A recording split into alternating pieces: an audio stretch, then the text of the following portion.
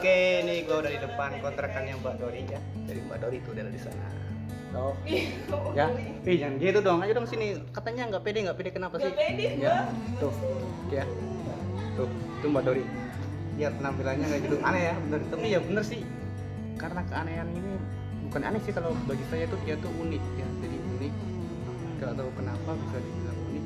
Jadi kita mau bincang-bincang. Mbak Dori sebelumnya namanya Mbak Dori siapa sih? Doritan tuh dong. Asli mana? Dari Medan. Gua orang Medan.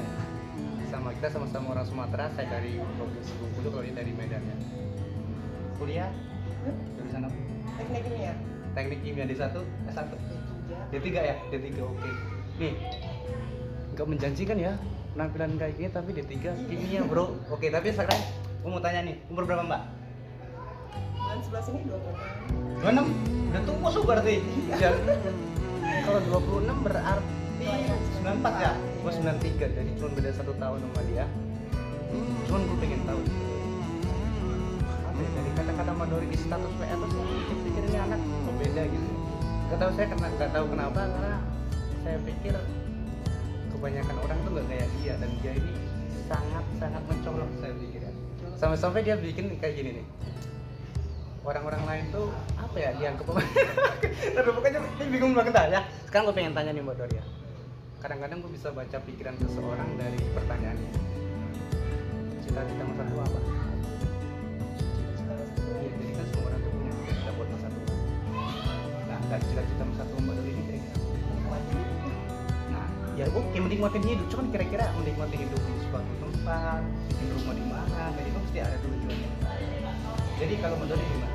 Apa gue pengen bikin rumah di gunung ya, biar tenang, biar ini, dari gimana? Ya, cita hidup ya kayak menikmati hidup, keliling dunia gitu.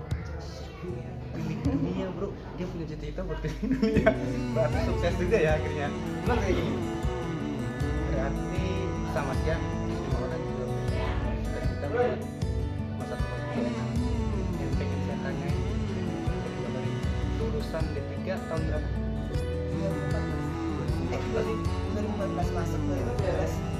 2017 tahun, berarti dalam 3 tahun lah ya, 3 tahun ya, 3 tahun. Setelah lulus langsung masuk mana kerjanya? Oh, kerja sih enggak. Dulu sih masih waktu kuliah itu jadi asisten lab, jadi ngabisin masanya itu dulu selama setahun. Kuliah orang seperti ini ya.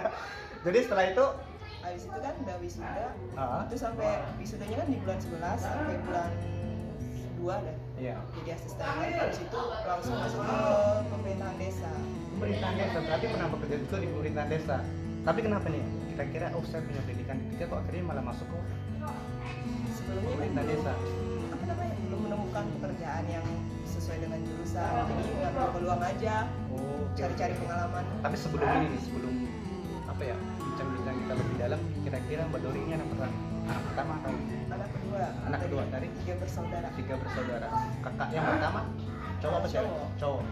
Dan saat ini yang terakhir Cowok. juga. Berarti Mbak Dori ini perempuan sendiri ya. Oke, jadi akhirnya Mbak Dori bisa memutuskan untuk pertama di Tangerang apa di Karawang? Langsung di Tangerang dulu ya? Tangerang dulu ya? Apa penempatan kerja? Di waktu di Sotek. Iya, di Tangerang. Nah, jadi nggak tahu kenapa, akhirnya kok kenapa Mbak Dori itu merantau dari Medan sini ke sini. Ya pengen keluar aja dari zona nyaman. Jadi lulus 2020, 2020. 17. Sorry, 2017, 3 tahun itu kerja di pemerintahan desa berapa tahun? Di pemerintahan desa cuma 7 bulanan gitu. 7 bulan. Terus Habis selanjutnya itu masuk ke pabrik Regency Food itu. ada di sana, di Medan. Ada di Medan, di Nah. Belawan. Itu cuma sampai sebulan 2 bulan aja. Kenapa itu? Karena apa ya, stok ikannya itu lagi kosong. Oh, berarti jadi dirumahkan karena pabriknya ya, bukan? karena pabriknya dirumahkan dulu. Habis itu kan nggak mungkin kan saya nganggur itu, jadi berangkat ke Jakarta ini, ke Jawa ini. Berarti berangkat ke Jakarta tahun 2019. 2019 ke Jakarta, tapi langsung ke Tangerang. Enggak, 2019 saya itu ke Jakarta itu mengikuti pelatihan Pelatihan apa itu? pelatihan kerja bagian otomasi industri teknik elektro. Oke. Elektro, kok ini nih ini yang bikin bingungnya. Tadi dia nih kimia, terus kok lari ke elektro, kenapa? Itu kan cuma pelatihan kerja doang, jadi kan aku tuh orangnya yang apa ya, pengen nambah wawasan itu, mau ngupgrade mempelajari hal yang baru saya pernah belajar. Dan itu kira-kira berapa lama? Cuma 3 bulan doang. Setelah itu Setelah itu kan keluar dari asrama, udah cari-cari kerja. Tapi sebelum selagi nyari-nyari kerja ya ikutin ada kayak acara-acara dari ESDM, seminar-seminar gitu ikut juga, dari Kementerian Luar Negeri ikut juga, dari Kemnaker itu juga ikut juga gitu, seminar-seminar. dan akhirnya masuk Soltek tahun berapa? Tahun 2019 di bulan 9. Bulan 9, berarti sekarang udah setahun lebih lah ya, setahun lebih. Oke, jadi ini menarik banget ya dari Mbak Dori. Saya kenal dia itu waktu kapan ya? Oh iya, waktu kita lagi mau beli nasi bebek dan dia manggil saya Pak. Nah dari situ tuh saya mikir ini orang ini aneh, bukan aneh sebetulnya, menarik ya. Hingga akhirnya saya bikin konten ini karena kenapa saya ingin tahu Mbak Dori itu kayak gimana sih orang-orangnya. Ini Mbak, gue mau ada yang tanya sama Mbak. Mbak tentang pola pikir. Mbak ngerasa pola pikir Mbak itu berbeda nggak sama saya? Dan sampai Mbak dia sendiri mikirnya kok gue aneh ya, kok punya pola pikir seperti ini ya, yang lain beda ya, punya pemikiran kayak gitu. Soalnya memang manusia itu punya pola pikir yang beda-beda, nggak ada yang sama satu. Nah tapi kalau saya jabarkan ya mungkin seperti ini, manusia itu ada dua pola, yang satunya pikirnya sekarang aja, yang keduanya memikirkan masa depan gitu. Dan di situ kadang-kadang seseorang yang punya pemikiran masa depan itu sering tabrakan dengan orang yang memikirkan sekarang. Nah, Mbak Dori ini kira-kira masuk ke kategori yang mana? Saya sih lebih ke misalnya kalau mengambil tindakan itu lebih ke kenapa harus melakukan itu, efeknya apa seperti itu. Nah, benar kan, berarti dia masuk orang-orang yang memikirkan masa depannya. Jadi sebelum melakukan sesuatu dia pikirkan dulu efeknya kira-kira apa. Nah ini nih yang menarik. Dari sekarang mungkin saya tanya Mbak Dori punya teman banyak kan di sini? Lumayan sih tapi nggak begitu dekat. Nah, banget. itu Karena ya. saya itu berusaha ingin membuat pertemanan di setiap mana saya harus berada gitu.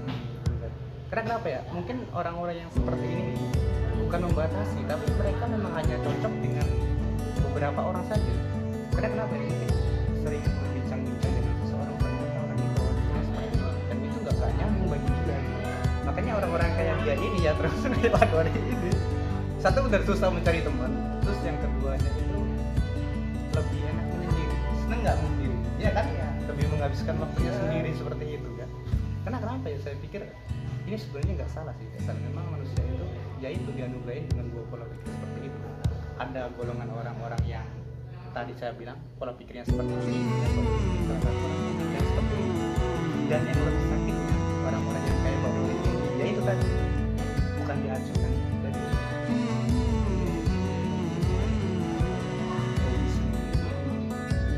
terus yang disenangi orang,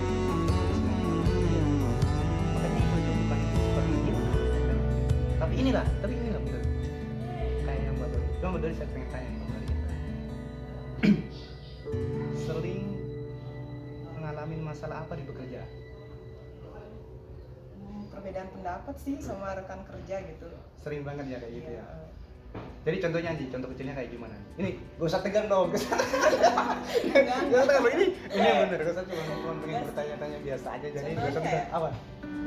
Baru-baru ini sih Hmm. kayak misalnya nih produk saya kan sekarang lagi di masker ya Oke. sebelumnya.